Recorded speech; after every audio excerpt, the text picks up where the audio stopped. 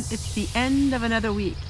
I'm sitting at a little different location than what you normally see me. My husband and I have really been working behind the scenes and creating all different kinds of little areas where we can film and where I can enjoy, and just cleaning up. So we've been doing a lot of cleanup projects, and I cannot wait to share with them coming up here real soon. It's only so many hours of the day and there's only so much time, and I'm just really feeling at peace today. And while it is at the end of the week, it seems like the weeks go by so fast. I'm always doing something and learning something more and more about myself, and I like to share that with all of you. Every single week, ever since I started my YouTube channel, I had heart-to-hearts. My goodness, where do I begin? I would share my heart-to-hearts. I shared lots of private things, my word. If I go back and look at all the things that I shared through the years, and I shared all kinds of intimate moments of my life, and now I find myself turning the camera on and just having a sigh of relief, because for all those years I worked through a lot of baggage that I had in my life, and I don't have that baggage anymore. And I would always respond to people and have responses to this and respond to that, and I just don't need to do that anymore. I think I finally, at the ripe age of 54, found out what really my life is about, and I don't need to try to please everyone. I found myself this week in a couple of the videos thinking, oh boy, I'm showing this and I'm doing that, and you know, my family and this and that, and I thought to myself, you know what? That's real life. This is my family. This is me. There's no reason why I don't show every part of my life on YouTube. I don't need to have it through rose-colored glasses. Rose-colored glasses. What does that saying mean? Well, it's a portrayal of everything being perfect and living in a perfect world and trying to be perfect. And sometimes on YouTube that can be a stumbling block, because so many of us on YouTube, we want to have a show that's worth showing. Yeah, that's a play on words, but that's exactly how I feel. A show worth showing. But when you do that, somehow you strip away of who you really are, and you strip away of who you really have become. In the perfect world, that's TV. I'm not TV, and I'll never live in the perfect world.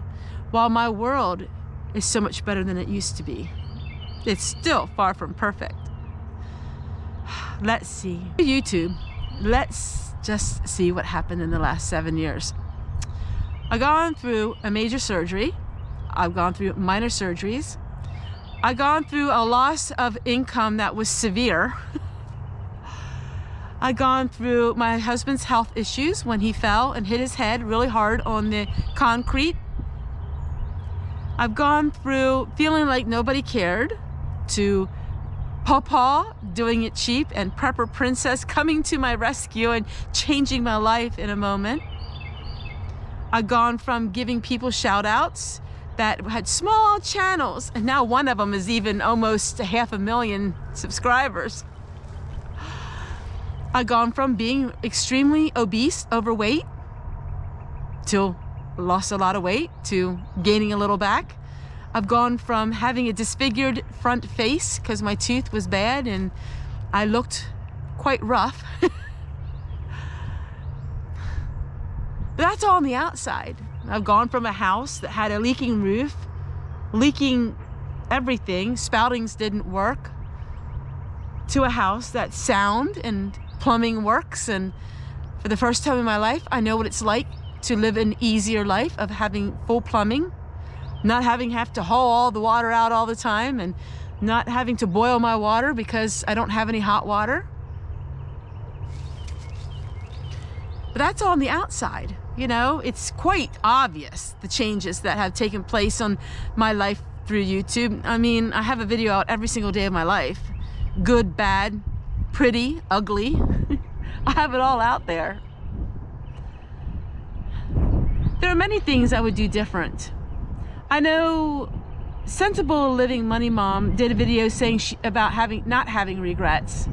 And I honor that with her, that she doesn't have regrets, but I do. I do have regrets. And my regrets are just things that I didn't know back then and I know now. So my regrets aren't like life-changing regrets, and my regrets are just little things in my life. And the biggest regrets that I have was when we sold our farm, and that was way before YouTube. I don't have a whole lot of major regrets, but I do have a few regrets since YouTube.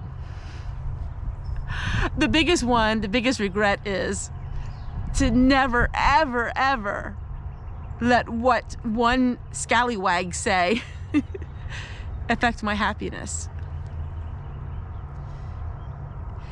There was a sign at a church just this week, and it was so profound in my life. I know I'm always saying that because I'm a very inter-reflecting person. I'm a highly sensitive person. I've always used those terms, but I mean it, I am. And it said, never put your happiness in the pocket of someone else. Oh, wow. Never place your happiness in the pocket of someone else. Good grief. If that is the saying for Homestead Tessie, that is the saying that I will go down in history with, because for so many years I let my happiness in somebody else's pocket who I have no idea who they are, and it destroyed my happiness. I remember many times I would get on my channel and I felt really happy and good about myself. I thought my hair looked nice, and I thought my makeup looked nice, and I thought I looked pretty nice. Only to have somebody say, why do you always wear that peachy makeup? It looks so ugly on you. To all of a sudden looking at myself in the mirror and thinking, oh, don't I look very nice? With my head turned down, my happiness was stolen for just that moment. But you see, I brushed myself off, got back up, and I started a brand new day. So the biggest regrets I have was listening to the peanut gallery. You see, it's the squeaky wheel that gets the attention, and unfortunately, that's human nature. So while I regret spending so much time and worrying about what other people thought, it did teach me a valuable lesson. Narcissists. What in the world is a narcissist? Well, I didn't grow up under that. Now, my mom was a very, how do I say it? My mom was very controlling. My mom had a backbone. My mom was not timid, nor was she shy. My mom had things set just straight, but my mom wasn't a narcissist.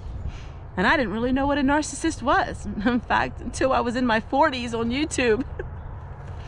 Okay, you want to call me, naive or sheltered or like a learning disability? You can say all of that, but it's just simply because I was around nice people. There you go. My whole life, I was around nice people. The Mennonite community, they weren't narcissists. Now, I'm not saying there's none that are. It's just in the community, my grandma, my grandpa, and the people I was around, they were nice women. They weren't rude. I didn't know about narcissists, and I didn't realize that that is actually a personality or a type of person, and how they are like a Band-Aid. Once you get one, or a magnet, they kind of all stick together. I learned pretty quickly what narcissist is. And narcissists like to feed on people like me, and it's so simple and easy. I mean, I'm a nice person that feels too much. See, years ago, Doug and Stacey Off-Grid, very many years ago, about 5 years ago, he made a statement to me, and I took it to offense. But now I understand what he meant. We talk about this once in a while, my husband and I, and now I realize more than ever what he meant. He said, Tessie, you'll never make it on YouTube. You're just too nice. He said, you're plain down too nice. He said, you'll never make it. At the time when he said it, I thought, well, gee, thanks a lot. I mean, wow, what are you talking about? But through the years, I understood what he meant. He didn't mean it as degrading, or he didn't mean it as being mean to me. He was just saying you cared so much. And I thought about that a lot of these years, because the last year I've really changed and I've grown up.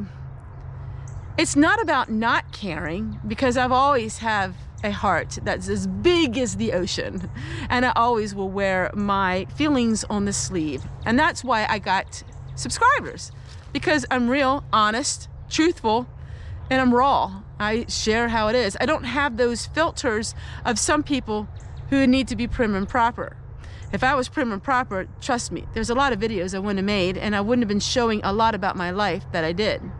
Prim and proper people don't show hauling out dirty water every day. Prim and proper people don't show the ugly side of homesteading and the hard side of life.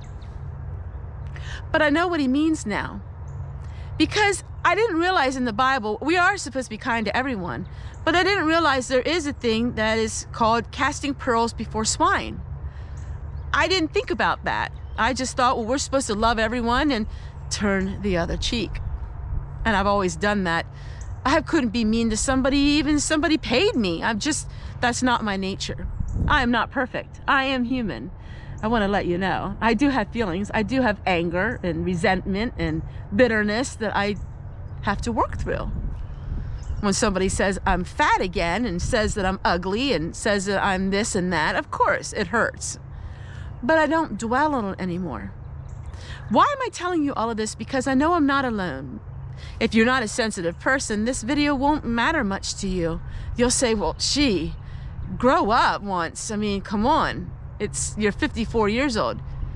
Grow up or stop talking about it. But see, there is the thing that I talked to my husband today about. You see, there's a kind of person that will say, shh, don't talk about that. If you say anything a little bit negative, you're just bringing a focus on it and a spotlight. Just quietly don't talk about it. And that's the world we live in now, because too many people aren't talking about things. Nobody's fighting back. Nobody is growing a backbone and saying, what you're doing is wrong in this world. There is a time for everything. Sometimes you just quietly don't say anything. But sometimes if you see wrong happening in this world, say something about it. Because when one thing wrong happens, then it's 2, then it's 5, then it's 100. Then all of a sudden it's, oh my gosh, what are we gonna do? The world is falling apart. The world wouldn't have been falling apart if we would have nipped it in the bud in the very beginning. I'm not talking about a certain subject. I'm talking about right and wrong and right. That's up to you to decide what is wrong and right. So that is the biggest regrets, is listening to people that were rude and crude. But yet it made me who I was, made me who I am. It makes me understand and feel for others in a way that I could never have done it if I wouldn't have started a YouTube channel. Yeah. I have empathy for people. And I wouldn't have had that if I didn't have a YouTube channel, if I wasn't around so many different types of people. And for those people who are a narcissist, I would say the biggest thing that you're doing is you're hurting yourself. You're losing out on a whole world of kindness and happiness. And you won't change unless you drastically hit rock bottom and the stress of your life takes over and you need help. And I can't help you. Wow. Homestead Tessie, Mother Teresa of the world, is saying that I can't help them? For 6 years, 5 years, for 5 years, I thought I could help save the world, save every person who's mean and rude. Nope, I can't do it. But I'll tell you one thing. If you want to have a friend, if you want to find confidence and happiness and find a deeper understanding with life, keep watching my videos. Because I can guarantee if you give me just enough of time and just have a little bit of openness in your heart, you'll find out there's a big wide world out there that's just absolutely amazing. And there are good people in this world. You know what? They're all part of my community and I love them. Somebody said, why do you tell your subscribers you love them? You can't possibly love every single person that gives you a comment. Well, yes, I can. Every time I read a comment, I say a prayer.